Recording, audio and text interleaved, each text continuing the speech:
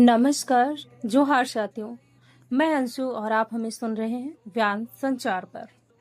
आज हम उस ऐतिहासिक क्षण की चर्चा करने जा रही हूँ जब भारतीय लोकतंत्र की नींव को शब्दों में ढाला जा रहा था और उस समय संसद में खड़े थे भारत के संविधान निर्माता, सामाजिक न्याय के महान योद्धा डॉक्टर भीमराव रामजी अंबेडकर। यह सिर्फ एक भाषण नहीं था, यह एक चेतावनी थी, यह एक मार्गदर्शन था, यह आने वाली पीढ़ियों के लिए एक दिशा सूचक था। जब संविधान सभा में अंतिम बहस चल रही थी, तब बाबा साहब ने कहा था, राजनीतिक लोकतंत्र तभी टिकेगा जब सामाजिक और आर्थिक लोकतंत्र भी साथ चलेगा।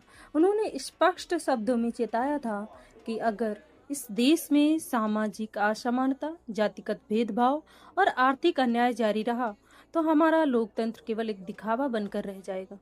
उन्होंने कहा, हमने एक व्यक्ति, एक वोट का अधिकार दे दिया है, लेकिन अगर समाज में एक व्यक्ति का मूल्य दूसरे व्यक्ति से कम समझा जाता है, तो लोकतंत्र खतरे में पड़ जाएगा। साथियों, यह शब्द आज भी उतने ही प्रासंगिक है जितने उस समय थे। डॉक्टर अंबेडकर ने यह भी कहा था कि संविधान कितना भी अच्छा क्यों ना हो, अगर उसे चलाने वाले लोग अच्छे नहीं होंगे, तो वह असफल हो जाएगा। और अगर संविधान में कुछ कमियां भी हों, लेकिन उसे चलाने वाले लोग ईमानदार और न्यायप्रिय हों, तो वह सफल हो सकता है। उन्होंने हमें यह भी सिखाया कि लोकतंत्र के केवल चुनाव का नाम नहीं, बल्कि यह समान अवसर, समान अधिकार और समान सम्मान का नाम है।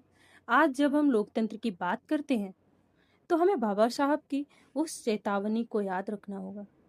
संवैधानिक तरीकों को छोड़कर अगर हम असंवैधानिक मार्ग अपनाते हैं, तो हम लोकतंत्र की आत्मा को आघात पहुंचाते हैं। साथियों, यह भाषण केवल इतिहास नहीं है, यह आज के भारत के लिए आईना है। यह हमें सोचने पर मजबूर करता है, क्या हमने सामाजिक न्याय को स्थापित किया? क्या समानता सिर्फ किताबों में है या जमीन पर भी दिखाई देती है?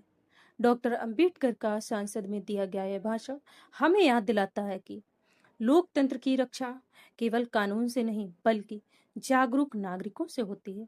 आइए हम संकल्प लें, हम संविधान की मूल भावना को समझेंगे, समानता और न्याय की राह पर चलेंगे और उस भारत का निर्माण करेंगे जिसका सपना बाबा साहब ने देखा था। अगर आप संविधान और सामाजिक न्याय की सच्चाई जानना चाहते हैं, तो चैनल को सब्सक्राइब जरूर कीजिएगा। और हाँ, मुझे दीजिए इजाजत, मैं फिर मिलूंगी एक नई सच्चाई के साथ में। जय भीम, जय जोहार, नमस्कार।